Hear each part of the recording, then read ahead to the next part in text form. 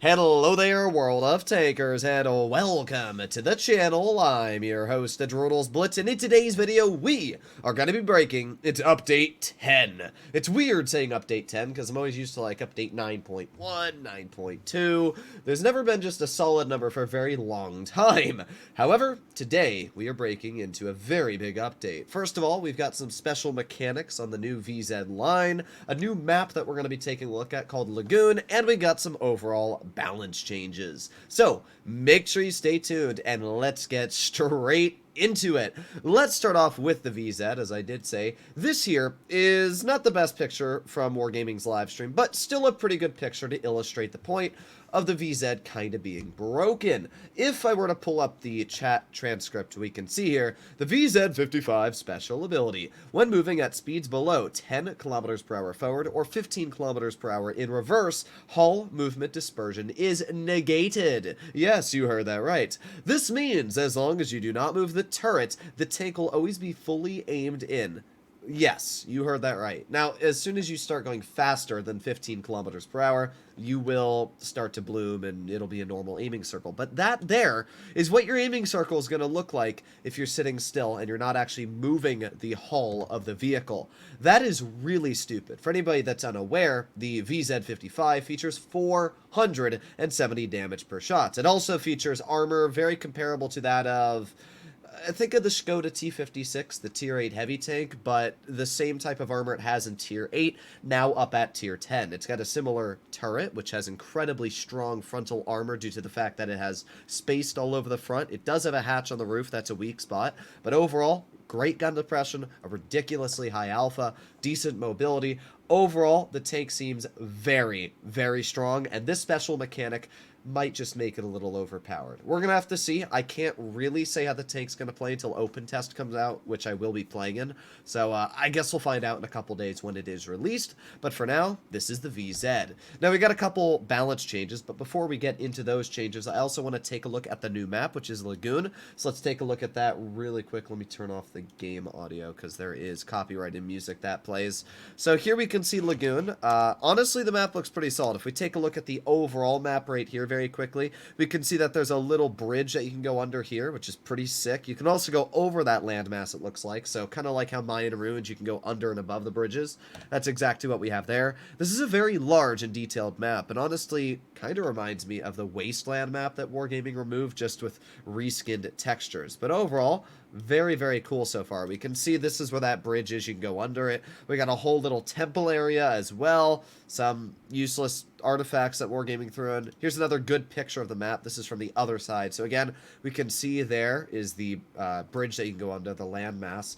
I'm not sure exactly where the spawn points are, but my guess from the base cap is they're going to be over here and over here. So judging from that point of view, there's going to be two major options. You're either going to go off to this side of the map over here, and you're going to fight over here, maybe where towards the base cap is in a heavy. There's a lot of options, really, because medium tanks I would more expect to go towards this side of the map. Maybe not far beaches. The beaches kind of look pointless just because of how far out they are, how it doesn't look like there's crazy amounts of hull down positions. So beaches don't seem great unless you want to flank very quickly, maybe in a light and get behind somebody. However, what really looks decent is right here. If you're able to hold this bridge, or maybe you can drive a tank and get hull down and push under the bridge and then get hull down here. There's a lot of opportunity, which I like. I think this map looks really, really awesome. Not only that, but we got some more hull down spots in center here, right around the little old building. We got some workable spots over here, it looks like, as well. Maybe some decent tank destroyer positions. This map looks amazing, so I'm very excited to try it out. We can see that the map is incredibly detailed as well. Wargaming has done a fantastic job on the PBR work of this map. So, yeah, this looks great, I have to say. That's another view of the underside here. There's a lot of opportunity, though. I mean, once again, we can see there's just so much opportunity on this map. There's so many hilly terrain areas. If you don't have gun depression, yeah, you're probably not going to love this map all too much. But definitely this bridge here, this is an area that I'm thinking can be very effective, because if you go under it, you can kind of squeeze your way around or stuff like that. I don't know. We're going to have to see. This map looks really cool. So that is the new map, Lagoon, which looks absolutely epic. I cannot wait to try that map out. Actually, I don't even know if that map is Lagoon. That might not even be. Let me double check really quick, because there's a couple different maps. Yes, that is Lagoon. Okay, because there's also... Okay, yes, there's a lot of different maps for the game. If you want a better view of the map, this is kind of an overview of it. So we can see here that there's a bunch of different areas you got where you'll probably spawn, which is 4 and 5. And then you've got area 1 over here you can drive to. And then we got area 2 in mid, area 3. This is a big map, and there's a lot to do on it. So very, very excited for that. Finally, we're going to finish off with the balance changes. There's quite a bit of balance changes that we're going to be taking a look at. Let's start off with the British tanks. Here we are. So, Crusader, don't really care too much about. Let's start off with, like, the Cromwell and make our way up, because Tier 5's okay. So, the Cromwell, its armor is changing from 76 millimeters to 132, so not too bad. Its hit points are going up by 40. Its aiming time's getting a little better. Its engine power is getting decreased. Its hull traverse speed is getting massively decreased, and the gun dispersion is getting worse. So it's getting better aiming time, worse dispersion. Won't matter too much. Overall, the tank seems pretty similar. The only downside is that the Cromwell's losing a massive chunk of mobility, as we can see on the engine power and the traverse speed, but it is gaining in frontal armor, so it's not going to be able to be HE'd, at least on the turret anymore, from KV2. So I guess that's cool. The Comet is gaining armor on the turret cheeks from 111 to 148. The gun mantlet's going to 154. The upper part of the gun mantlet's also getting a bit thicker, as we can see, to 95 millimeters thick. The part around the gun mantlet's getting buffed, so basically the whole turret is getting better. It doesn't look like it'll be insane, but you might get a couple bounces now. Engine power is once again getting decreased, as the Cromwell and Comet carry the exact same engine. The gun dispersion is getting worse. The penetration is getting better, though. Finally. Unfortunately, the APCR is not getting better, but it's better at least that you're getting some better penetration.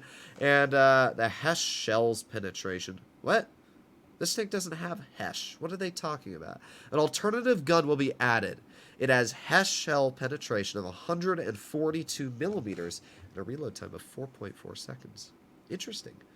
Wargaming's adding Hesh to the Comet. What? And the Centurion's getting Hesh as well? Oh, I did not know that. I honestly haven't looked at these balance changes yet, because I always like to have the same reactions as you guys will. Exciting. I have nothing else to say. We're going to have to see how much damage per shot that is. Oh, these are going to be fun. The Centurion Mark 1 armor on the gun mantlet is getting up 10 millimeters. Oh boy. The lower part of the gun mantlet's going up 50 millimeters. That is going to be a pretty big buff there. Engine power is actually getting better, going from 750 to 775. The turret roof is getting a massive buff from 51 millimeters to 69. 69.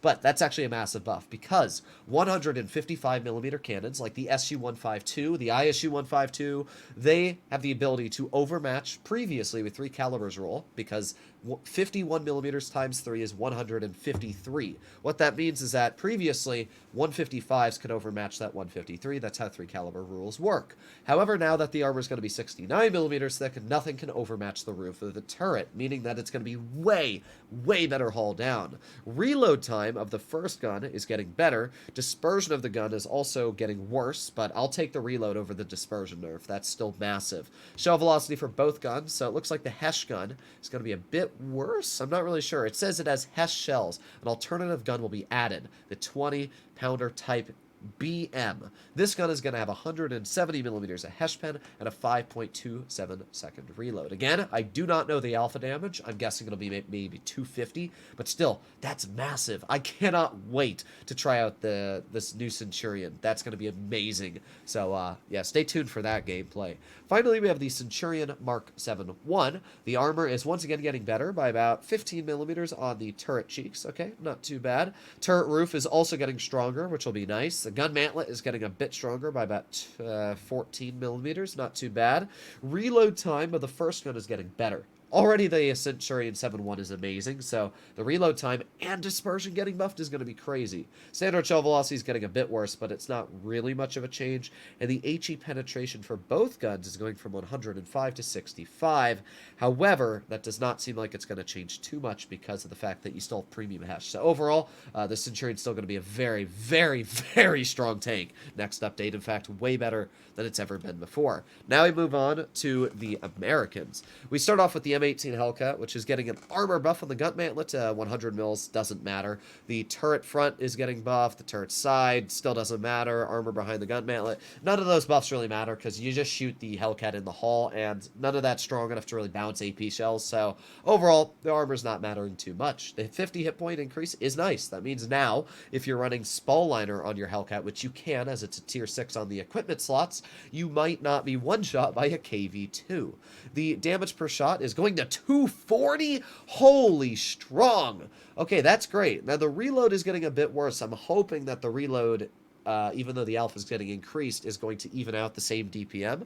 Gun dispersion is getting a bit worse, but wow, that's massive alpha. Engine power is getting a bit worse, but it shouldn't matter all too much. T25-2, armor is going to 138 on the gun mantlet. You might actually get some bounces now. Armor behind the gun mantlet is also getting way better. Yeah, you're going to get some bounces with that tank now. You're actually going to get some decent bounces. Okay. Hit points are getting a little bit better to 80 plus, which is actually not too bad. Dispersion on traverse is getting way better. Damage per shot, once again, is going to 240, which is great. The gun dispersion is getting worse, which makes sense. Top speed's getting lowered, which is fine, and the engine power is getting worse. So that's just a flat buff for the T25-2. The tank, wait, they're not even changing the reload? I just noticed that. Oh my god. All right, wait a sec. We got to go into Blitz and calculate the DPM of the T25-2. The T25-2 already has an insane gun when it comes to DPM. If we take a look, let's go to America. T25-2. The gun already has 2,915 DPM.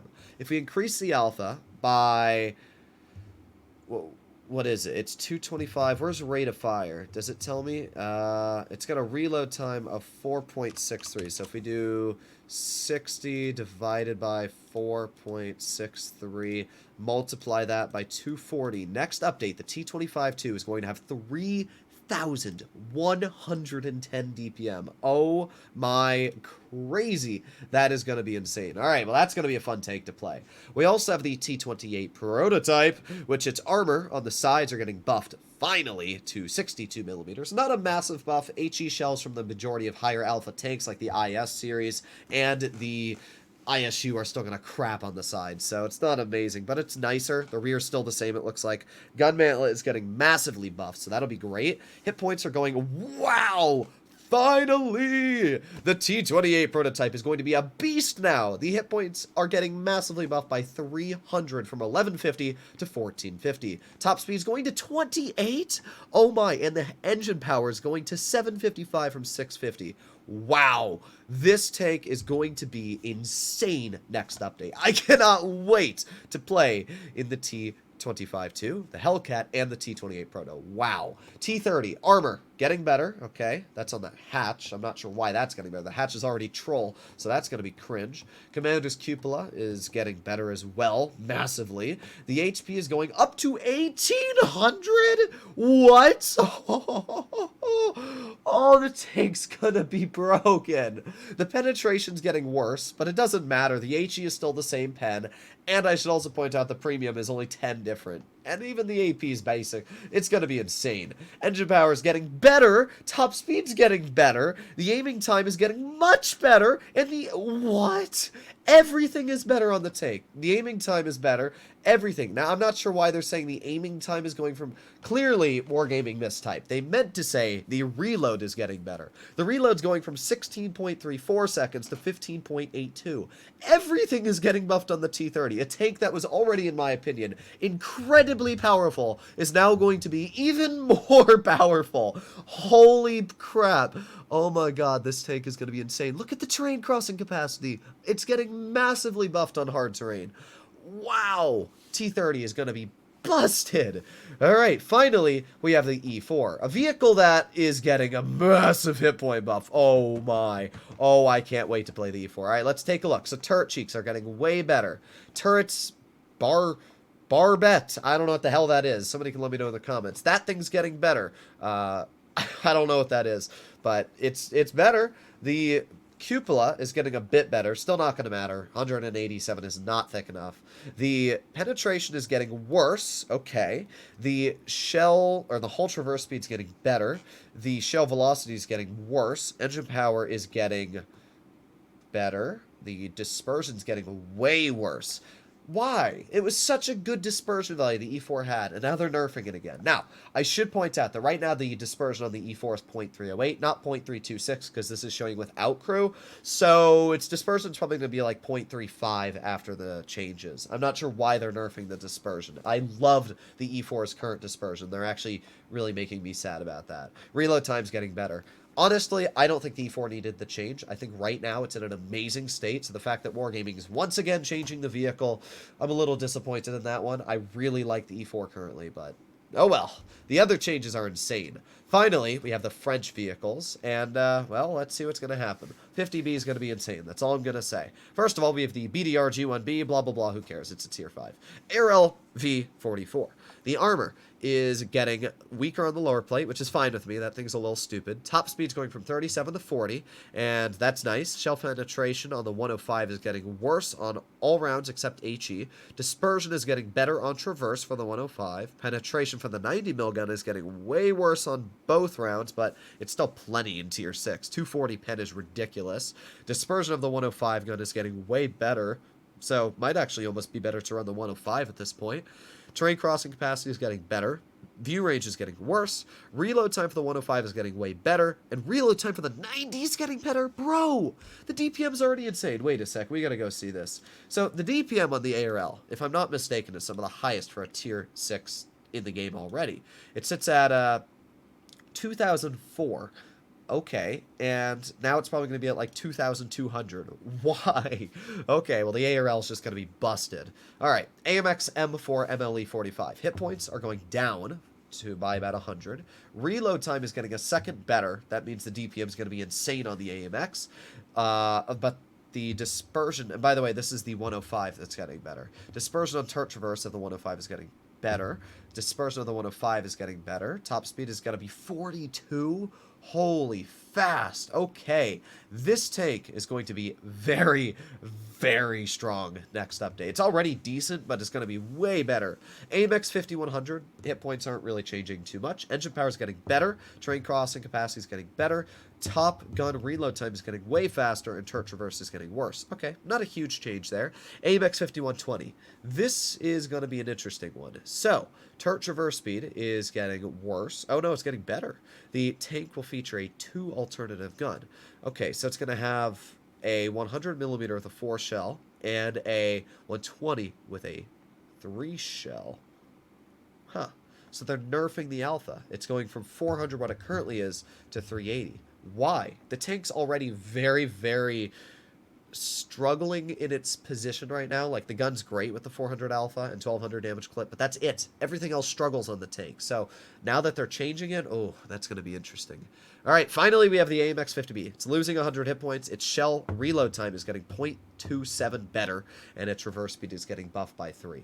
Honestly, those are massive changes to the 50B. Might be one of the stronger clippers now in tier 10. It's already a strong clipper, but it has its fair share of weaknesses, as I showcased in my 50BB video.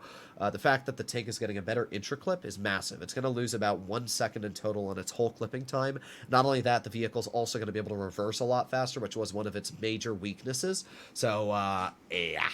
Overall, massive changes. I cannot wait for these changes. They look super exciting. The only one I'm a bit disappointed about is the E4. I think they're kind of ruining the main advantage it had over the E3.